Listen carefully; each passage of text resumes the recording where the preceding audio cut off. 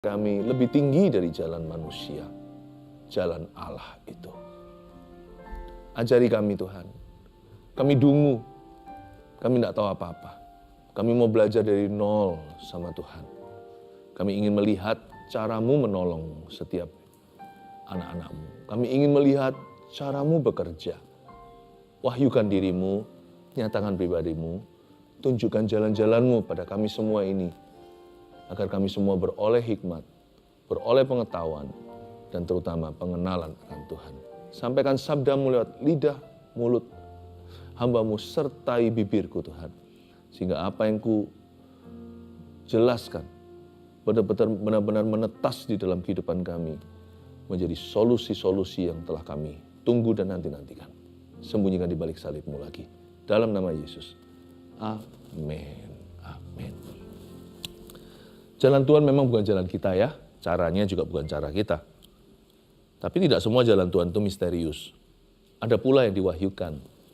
Hari ini kita akan mempelajari cara Tuhan menolong kita, cara Tuhan bekerja, dan juga kita pun akan mencontohnya. Sehingga cara-cara kita perhatikan. Apa yang memuliakan Tuhan, apa yang jadi solusi dan jadi jawaban. Saya ingin untuk hari ini menyatakan pewahyuan-pewahyuan baru ini dalam kehidupan kita. Mari kita buka sama-sama Keluaran pasal 4 ayat 8 sampai 17. Ini sebuah cerita tentang Musa berdialog dengan Tuhan, tentang Firaun dan orang-orang Mesir yang segera Musa konfrontasi. Kita baca dulu ayat 8 sampai sekian nanti ya, lalu saya akan jelaskan. 8 dan ayat 9 dulu. Jika mereka tidak percaya kepadamu dan tidak mengindahkan tanda mujizat yang pertama, maka mereka akan percaya kepada tanda mujizat yang kedua. Dan jika mereka tidak juga percaya kepada kedua tanda mujizat ini dan tidak mendengarkan perkataanmu, maka engkau harus mengambil air dari sungai Nil dan harus kau curahkan di tanah yang kering, lalu air yang kau ambil itu akan menjadi darah di tanah yang kering itu. Dua ayat ini Tuhan mempersiapkan Musa untuk datangin Firaun. Tuhan sudah beritahu nanti kalau dia nggak terima tanda pertama, kamu kasih dia tanda kedua. Setelah itu tanda ketiga. Kita semua tahu akhirnya dibutuhkan 10 tulah sampai Firaun mengalami efek jerah. Tapi terlambat sudah karena Firaun binasa di dasar lautan, yaitu laut mati itu. Ayat 8 saya baca lagi. Jika mereka, ini bangsa Mesir, ini Firaun serta orang-orang Mesir yang memperbudak bangsa Israel. Jika mereka ini nggak percaya kepadamu ya Musa, kata Tuhan, dan tidak mengindahkan tanda mujizat yang pertama. Apa tanda mujizat pertama? Tongkat yang jadi ular lalu kembali jadi tongkat lagi. Tuhan bisa bicara kepada hati yang degil dan memberi peringatan. Kadang-kadang kita diizinkan masuk dalam suatu skenario nyaris. Aduh tadi hampir ketabrak. Makanya lain kali nyetir jangan ugal-ugalan. Aduh, aku hampir saja kehilangan barangku itu. Makanya jangan lalai taruh sembarangan. Tuhan tidak pakai pecut-pecutan. Tuhan kalau bicara itu lewat firman. Tapi kalau tidak mempan, maka Tuhan akan pakai pengalaman. Salah satu pengalaman yang jadi tanda awal agar kita itu memperoleh hati bijaksana adalah suatu situasi nyaris bahaya. Musa lemparkan tongkat itu jadi ular kan? Tapi ular itu segera jadi tongkat. Nggak sampai dia itu menelurkan bisa atau gigit seseorang atau semprot dengan cairan yang racun itu dari mulutnya. Tapi kalau mereka nggak percaya, kata Tuhan, maka mereka akan percaya pada tanda mujizat yang kedua. Ya. Tanda mujizat kedua tadi Musa diajari ini. Di ayat-ayat sebelumnya, di pasal yang sama, pasal 4. Ini bukan soal tulah-tulah, tapi ada rehearsal, ada gladi resiknya. Musa latihan mujizat sama Tuhan. Yang pertama tadi, tanda pertama itu tongkat kan. Tanda kedua, nggak usah dibaca. Ayat sebelumnya ada cerita gimana Musa, tangannya tiba-tiba setelah dikeluarin dari kantongnya, berubah jadi kusta. Kusta nanti balik lagi sembuh. Tuhan lagi melatih iman hambanya. Tuhan bilang nanti kamu juga bisa pakai cara-cara yang sama. Tanda mujizat kedua nanti itu termasuk kategori tulah-tulah, termasuk ada bisul yang jahat lah dan sebagainya. Tuhan bilang kalau nyaris bahaya nggak mempan, Tuhan juga bisa pakai sakit penyakit loh menegur seseorang. Jangan katakan penyakitku itu datang dari Tuhan. Jangan sesat. Sebab segala sesuatu yang baik dan benar saja yang sempurna datang dari Bapa. Jangan berkata Tuhan mencobai aku, sebab Tuhan tidak dicobai siapa-siapa. Tuhan juga bukan sumber pencobaan. Malah justru Tuhan itu yang mengeluarkan kita dari pencobaan. Tuhan itu yang menyertai kita di dalam lembah-lembah pencobaan kita.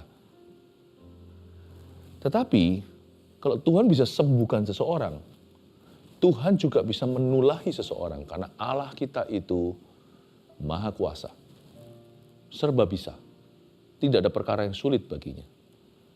Berarti Tuhan at least paling tidak bisa memakai kusta sebagai tanda. Tuhan bisa memberi kita peringatan lewat sakit penyakit yang kita idap. Sekali lagi, jangan katakan penyakitku dari Tuhan, tapi kesembuhanku dari Tuhan. Tapi Tuhan juga bisa bicara lewat sakit penyakit seseorang. Tuhan ngomong gini sama Musa, nanti ya kamu pakai tongkat nggak mempan. Pada waktu Firaun merasakan sakit di tubuhnya, maka dia akan berpikir ulang.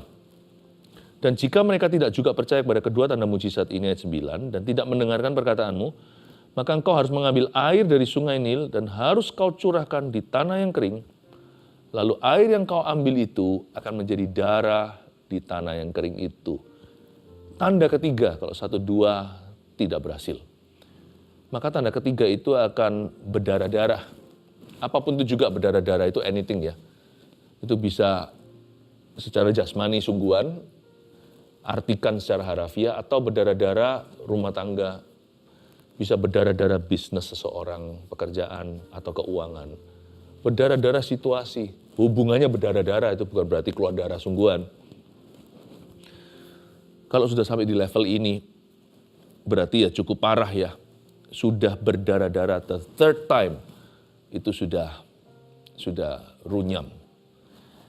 Hikmat apa yang kita bisa ambil dari ayat 8 dan 9? Poin pertama sebenarnya, jika diperingatkan Tuhan, cepatlah bertobat. Sebab tulah pertama itu lebih mudah dari tulah kedua. Tanda kedua itu jauh lebih nyaman daripada tanda berikutnya.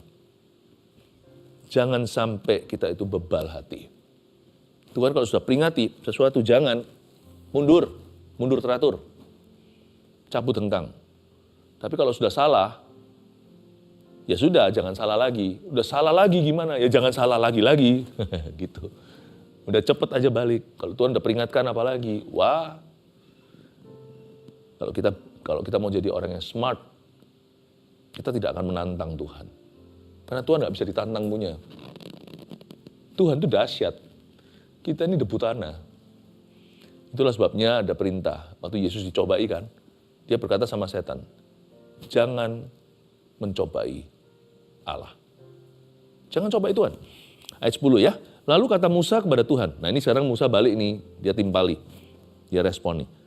Lalu kata Musa kepada Tuhan, Tuhan, aku ini tidak pandai bicara, dahulu pun tidak. Dan sejak engkau berfirman kepada hamba-Mu ini tidak. Sebab aku berat mulut dan berat lidah. Tapi Tuhan berfirman kepadanya, siapakah yang membuat lidah manusia? Siapakah yang membuat orang bisu atau tuli? Membuat orang melihat atau buta? Bukankah aku, yakni Tuhan? Oleh sebab itu pergilah, aku akan menyertai engkau, menyertai lidahmu dan mengajar engkau apa yang harus kau katakan. Berhenti di situ. Ayat 10, coba lihat reaksi seorang hamba Tuhan.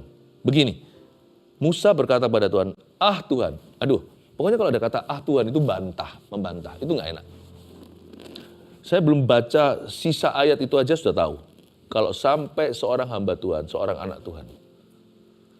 Kalau sampai kita berkata, Tuhan, itu sudah nggak enak.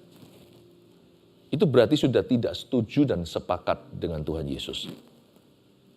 Tuhan, udahlah, aku nggak pinter ngomong nih. Dulu juga nggak pernah. Aku dari dulu ya begini. Dan sejak engkau berfirman kepada hambamu pun tidak. Sejak engkau berfirman aku juga belum berubah. Aku tetap sama. Ini area kelemahanku, ini sudah takdir. Udahlah Tuhan, let me go, lepaskan aku. Jangan kejar aku terus di area ini. Aku tidak mau obey. Aku tidak mau taat. 1001 alasan pun keluar. Sebab aku berat mulut lah, berat lidah lah. Tapi Tuhan berfirman padanya, Tuhan tidak ngamuk, Tuhan tidak marah, Tuhan tidak murka. Dia berkata, siapa sih yang buat lidah manusia? Tuhan kasih dia kuis. Siapa yang buat orang bisu atau tuli? Ayo. Yang buat orang melihat atau buta, bukankah aku ini? Yakni Tuhan. Oleh sebab itu, pergilah, ayolah Musa, go anyway. Apapun perasaanmu, kamu merasa gimana, tetap pergilah.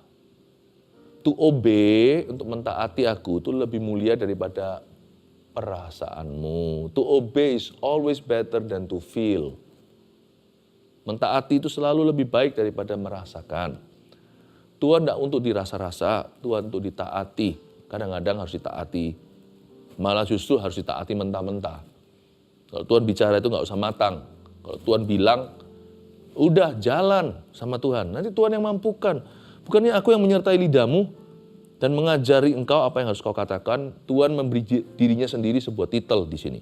I'm the God of perfect speeches and timely words. Akulah Allah yang memberi orang kata-kata yang sempurna. Nggak ada orang yang bisa bicara secara sempurna. Karena nggak ada orang yang sempurna. Jangan takut, nggak semua itu harus kau siapkan dulu. Nanti pada waktunya Tuhan kasih kata-katanya. Pada waktunya Tuhan kasih hikmatnya. Solusi itu sambil jalan akan Tuhan sediakan. Nggak segala sesuatu itu harus kau rencanakan. Ada yang harus kau rencanakan. Hidup itu harus berencana. Tapi ada pula hal-hal yang dari sisi Tuhan itu tidak perlu kau rencanakan. Percaya saja.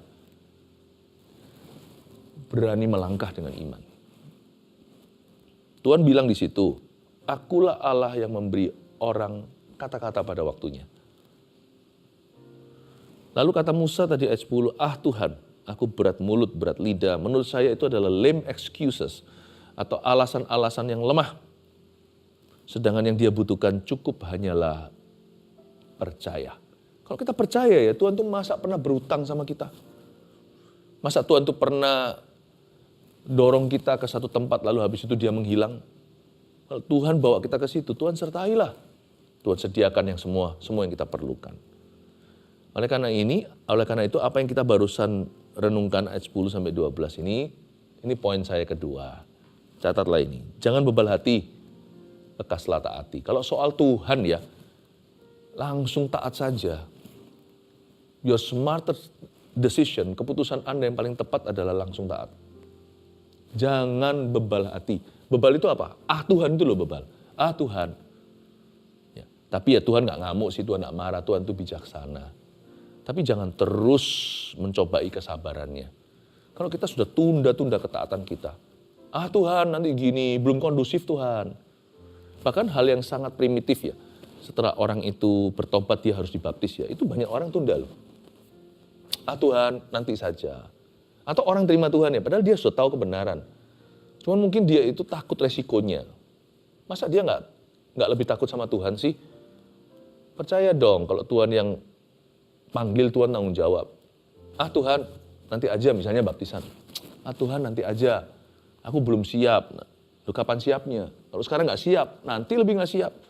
Kalau aku dibaptis nanti nggak boleh ini itu loh. Kalau ada pertanyaan, lebih baik ditanyakan. Kalau kita ada kebingungan, daripada kita simpan, lalu kita simpan dan kita tidak ngambil keputusan. Tahukah Anda, kalau terhadap Tuhan, tidak memutuskan itu sebuah keputusan. Tidak memutuskan itu sama dengan berkata tidak kepadanya. Tuhan nanti aja baptisnya gini-gini. Padahal Tuhan berkata, bertobatlah dan berilah dirimu dibaptis. Kita bisa berdalih, gimana dengan penyamun yang disalibkan itu di samping Yesus? Dia nggak dibaptiskan. Iya, tapi kan dia disalib.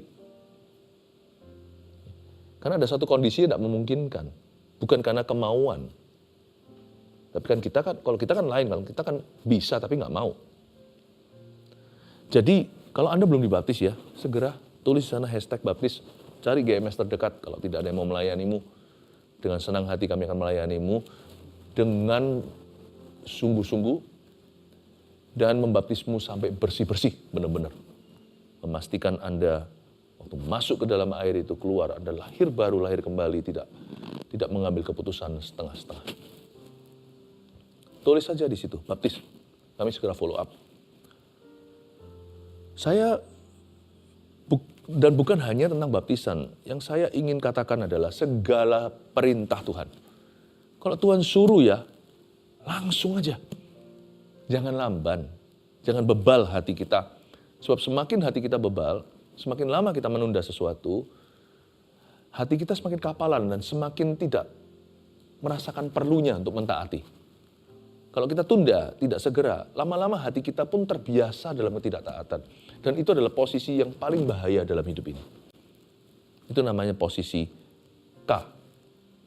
Posisi kompromi. Kompromi pertama kali itu membuat kita kurang nyaman. Tapi lama-lama kita jadi oke ya. Gini juga oke. Nah itu sudah bahaya. Kalau masuk di titik itu, kita sudah kehilangan kasih mula-mula. Kita rasa, ini boleh deh. Itulah yang namanya suasana suam-suam kuku. Kita harus waspada. Kita lihat ayat yang ke-13. Tetapi Musa berkata, Tuhan, lagi ya, utuslah kiranya siapa saja yang patut kau utus. Maka bangkitlah murka Tuhan terhadap Musa. Dan ia berfirman, bukankah di situ Harun orang Lewi itu kakakmu? Aku tahu bahwa ia pandai bicara. Lagi pula ia telah berangkat menjumpai engkau. Dan apabila ia melihat engkau, ia akan bersuka cita dalam hatinya. Masih seputar kebebalan, ayat 13 saya jabarkan. Musa berkata untuk kedua kalinya, Tuhan. Ini namanya bebal kuadrat. Jadi bebal itu selalu langganan. Jadi nggak bisa seorang itu bebal sekali. Cara terbaik untuk menghadapi kebebalan adalah lari. Lari dari kebebalan itu sendiri. Cepet-cepet taati. Nggak usah mikir dua kali. Karena kalau kita mikir, kita nggak akan pernah menggenapi rencana Tuhan. Kalau kita mikir, kita tidak akan pernah melangkah. Tuhan, utuslah kiranya siapa saja yang patut kau utus. Musa sudah kehabisan alasan, jadi terakhir hanya satu lagi yang tersisa untuk dikatakan. Aku nggak mau. Udah itu aja. Musa sudah terpojokkan. Tuhan berkata, siapa hayo yang sertai lidah. Dia nggak bisa ngomong apa-apa. Oke. Dia tahu bahwa Tuhan bisa. Bukan kemampuannya, tapi kemampuan Allah. Jadi akhirnya Musa, at least di ayat 13, Musa jujur. Tapi jual mahal. Dia berkata, Tuhan, utuslah siapa saja yang kau utuslah, jangan aku. Akhirnya sudah tidak bisa berdalih, Musa terpaksa menolak Tuhan mentah-mentah. Ini juga satu bentuk pemberontakan dalam jiwa. Pemberontakan dalam jiwa itu ada dua. Up sama down. Pemberontakan yang up, pemberontakan yang maksimal itu apa? Itu adalah challenging God, menantang Tuhan. Termasuk di dalamnya dosa-dosa seperti menghujat Roh Kudus bahkan. Tantang Tuhan lah, tantang sorga. Tapi ada jenis pemberontakan yang lebih bahaya, yang down. Yang sampai ke akar, gunungnya nggak seberapa. Seperti hanya bongkahan es biasa di atas lautan, tetapi Titanic pun tenggelam. Karena di bawahnya itu ada gunung es yang nggak kelihatan. Pemberontakan yang ke bawah, yang ke akar, yang nggak kelihatan, itu namanya jual mahal sama Tuhan. Bukan challenging God, tapi refusing God. Bukan menantang Tuhan, tapi menolak dia secara sopan. Tuhan, utuslah kiranya siapa yang kau utus. Sudahlah, aku ngalah, suruh dia. Ini aku, utuslah dia. Jadi kelihatannya dibungkus sopan sekali, santun sekali. Tapi kan intinya sama. No, God, tidak, ya Tuhan. Alias jual mahal. Menolak wajahnya. Menolak suaranya. Menolak dorongannya. Menolak rohnya. Atau menolak kebenarannya. Menolak rencananya, menolak kehendaknya atas kita. Bukan kehendakmu yang jadi, tapi kehendakku yang jadi. Ini pun jenis pemberontakan. Yang satu menantang, yang satu menolak dengan sopan. maka bangkitlah murka Tuhan. Ayat 14. Tuhan mulai marah. Tapi di sini saya melihat bagaimana bijaksananya Tuhan kita ini. Waktu saya baca ayat 14 ini saya terharu. Kalau manusia beda sama Allah ya, kalau kita emosi sudah buta mata. Tapi kalau Tuhan tanda kutip emosi, dia tetap pegang kendali. Ketika Tuhan seolah emosi, dia tetap sarankan solusi. Inilah indahnya Tuhan kita. Makanya amarah manusia itu tidak mengerjakan kebenaran, malah justru selalu menyeret kita ke dosa. Tapi amarah ilahi itu mengerjakan kebenaran. Tuhan tidak marah-marah sih, tapi kalau sekali-kali Tuhan itu tanda kutip emosi, dia pasti akan menunjukkan solusinya. Tuhan tidak pernah marah lalu tidak menunjukkan jalan. Itulah cara Tuhan. Cara Tuhan itu begitu. Dan ia berfirman, coba lihat, maka bangkitlah murka Tuhan terhadap Musa dan ia berfirman, bukankah di situ Harun? Orang Lewi itu kakakmu. Mungkin dia mulai datang dari jauh kelihatan. Aku tahu bahwa ia pandai bicara, Musa. Kamu tadi bilang utus orang lain kan? Oke, aku utus dia ya. Tapi kamu tetap ikut ya. Kamu dari tadi saya beritahu aku yang ciptakan lidah bibir kan? Oke. Tapi kamu nggak pede, nggak percaya diri, nggak apa-apa. Oke, dia dulu ya. Aku kasih kamu solusi. Bukankah di situ Harun orang Lewi itu kakakmu? Aku tahu bahwa ia pandai bicara. Lagi pula ia telah berangkat menjumpai engkau dan apabila ia melihat engkau, ia akan bersuka cita dalam hatinya. I love God. I love the Lord. Saya cinta Tuhan karena apa? Saya kagum sekali sama Tuhan kita. Dalam konteks ketika dia benar-benar seolah dikecewakan oleh hambanya, Tuhan provide, menyediakan sebuah spiritual, sebuah solusi. Sebenarnya solusi itu cuma hanya satu sih kalau kita itu mau melihat glory. Trust and obey only. Jadi solusi itu sudah ada di dalam diri kita. Kalau kita mau percaya dan taat padanya, itu solusi yang terindah. Itu yang namanya spiritual solution atau solusi ilahi. Tapi Tuhan memberi dia saran. Oke ya, kamu enggak mau kan? Orang lain katanya, oke, tapi aku tetap mau menghendaki kamu ikut. Jadi Harun aku pilih. Karena kamu enggak mau, Harun ku pilih. Tapi kamu pun masih ku pilih. Jadi kamu mesti ikut. Enggak ada alasan bolos. Saya bisa lihat ketegasan seorang bapak. Tapi saya juga bisa menemukan His mercy. Saya bisa menemukan kasih karunia-Nya di saat kita kurang percaya. Tuhan itu bisa memberi kita bonus supaya kita itu beli waktu sehingga kita bisa mengejar ketinggalan kita soal ketaatan. Harun aku pilih. Dan dia berkata, tapi kamu juga harus pergi. Ayat 15, maka engkau, ini lihat dulu poin 3 ya. Tuhan selalu memberikan solusi yang kita butuhkan. Ini cara Tuhan. Ingat ya, Tuhanmu bukan Tuhan yang dikit-dikit murka. Cara Tuhan itu selalu gini. Dia selalu memberi solusi. Makanya orang kalau dekat sama Tuhan itu, kalau kita bicara sama mereka, itu selalu seolah-olah kita bisa menemukan solusi ya. Tidak seperti orang yang gosip ria, orang kepahitan sama orang kepahitan, sama-sama benar-benar digodok tuh roh kepahitannya. Jadi akhirnya ujungnya nggak ada solusi, malah semakin benci. Ada orang-orang yang kalau diajak bicara itu kita nggak bisa menemukan jalan, malah justru jalan kita dibuntu setelah bicara dengan orang itu. Cara Tuhan nggak gitu sih. Tuhan selalu memberikan solusi. You know that you're talking to God. Anda tahu kalau Anda sedang bicara dengan Tuhan. Misalnya waktu doa, baca Alkitab, merenungkan firman Tuhan saat teduh pribadi, atau saat teduh bersama seperti ini, atau datang ke gereja, kalau Anda tahu bahwa Anda telah ketemu sama Tuhan, meskipun Anda tidak lihat Tuhan, tidak merasa sesuatu mungkin hari itu, tetapi Anda tahu Anda sudah ketemu sama Tuhan. Kalau waktu Anda pulang, Anda dapat jawaban. Meskipun jawaban itu tidak berupa jawaban kadang-kadang, tapi ada suatu ketenangan. Jangan takut hambaku, aku bersamamu. Meskipun tidak ada jawaban tertentu, itu pun sebuah jawaban. Yaitu yang namanya divine assurance atau kepastian iman. Dan Anda juga tahu kalau Anda adalah orang yang dekat sama Tuhan. Kalau orang bicara sama Anda, mereka menemukan solusi dari Tuhan. Itu cara Tuhan. Ya, kita lihat sekarang ayat yang 15. Maka engkau, Musa kan diberitahu nggak boleh bolos nih. Maka engkau harus berbicara kepadanya, kepada Harun, dan menaruh perkataan ke dalam mulutnya. Nah, Musa malah dikasih tugas, aku akan menyertai lidahmu dan lidahnya, dan mengajarkan kepada kamu apa yang harus kamu lakukan. Ia harus berbicara bagimu pada bangsa itu. Dengan demikian ia akan menjadi penyambung lidahmu. Kokohnya ini, Harun, dia akan jadi penyambung lidahmu. Dan engkau akan menjadi seperti Allah baginya.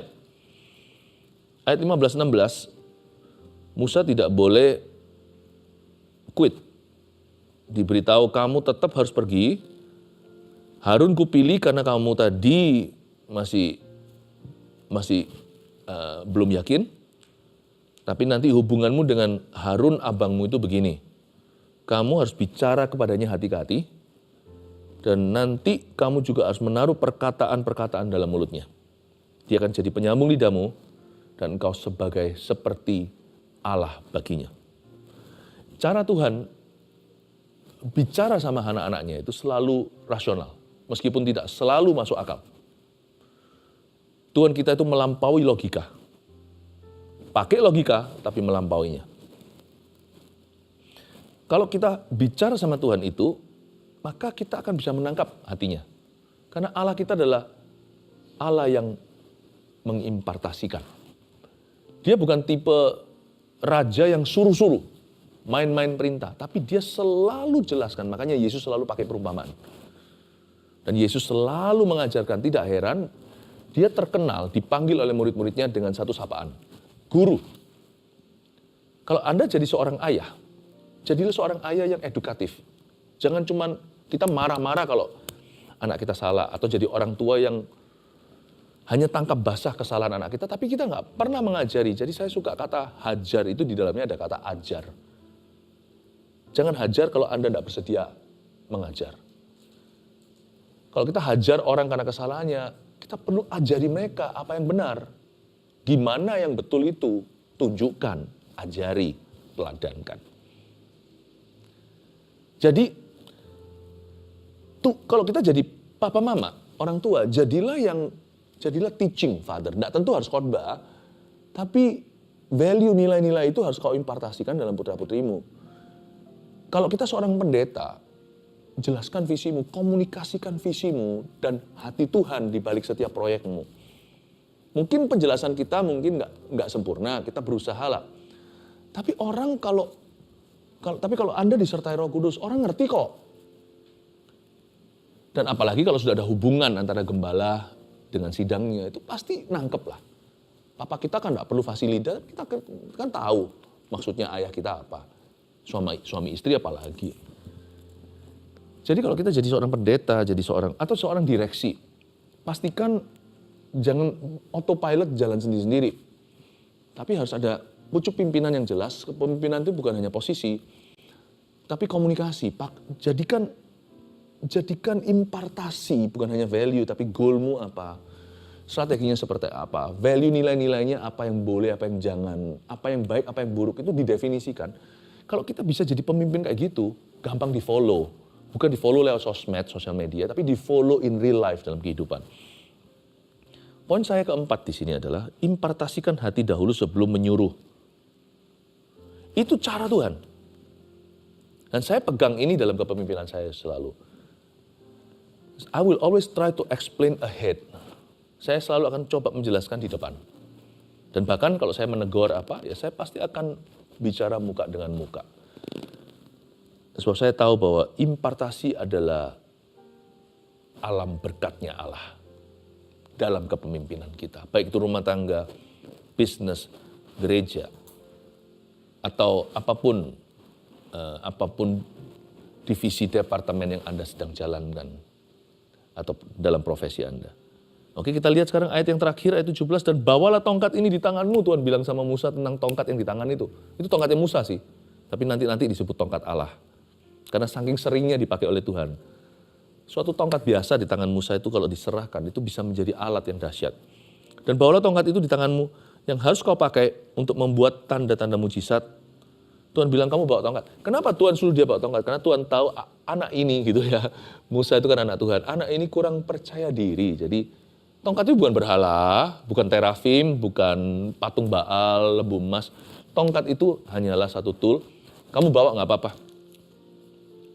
Saking nggak percayanya Tuhan bisa pelihara, ya bawa sedikit duit gitulah ceritanya untuk bisa dalam perjalanan, padahal Tuhan bilang nggak usah bawa banyak-banyak atau nggak usah bawa sama sekali.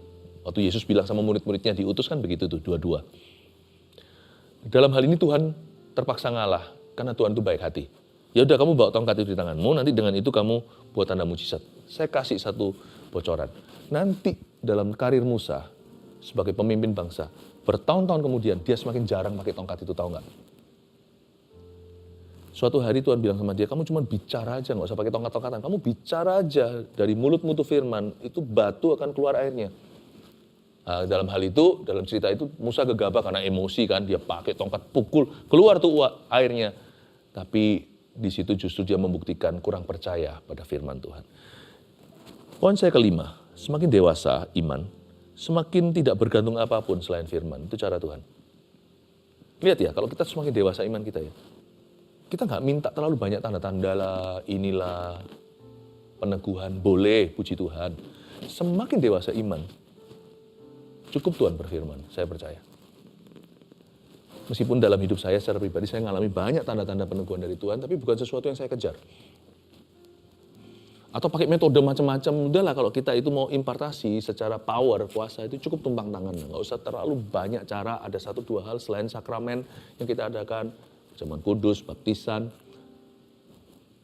Saya tidak mau terlalu kreatif pakai berbagai 1001 cara, seolah-olah saya butuh hal-hal tertentu, barang-barang itu tahu cara-cara tertentu untuk membuat lebih mantul atau lebih mantap betul.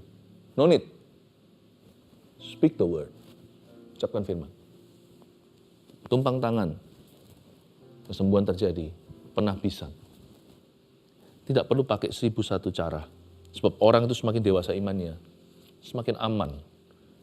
Dia hanya bergantung pada firman.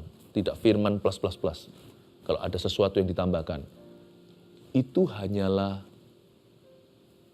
hal-hal yang sudah ditulis di dalam firman Tuhan. Saya bersyukur ikut Tuhan itu makin hari, kita itu tidak hidup lagi dengan penglihatan, tapi hidup kita itu oleh perkataan Tuhan. Itulah cara Tuhan. Oke, 5 ini kita review kembali. Yang pertama, cara Tuhan itu apa? Jika diperingatkan Tuhan, cepatlah bertobat. Itu cara Tuhan. 2, jangan bebal hati, lekaslah taati. Itu cara Tuhan. Ketaatan itu instan. Berkat tidak instan, ketaatan itu instan. 3, Tuhan selalu memberikan solusi yang kita butuhkan. Itu cara Tuhan. Demikian pula kita terhadap orang lain ya. 4, impartasikan hati dulu sebelum menyuruh. Sebelum suruh-suruh lah. Itu cara Tuhan. Ingatkan dirimu, bahkan cara kita relate kepada orang lain. 5, yang terakhir, semakin dewasa iman kita ya, semakin kita tidak bergantung apapun selain firman. Semoga cara-cara Tuhan ini kau perhatikan dan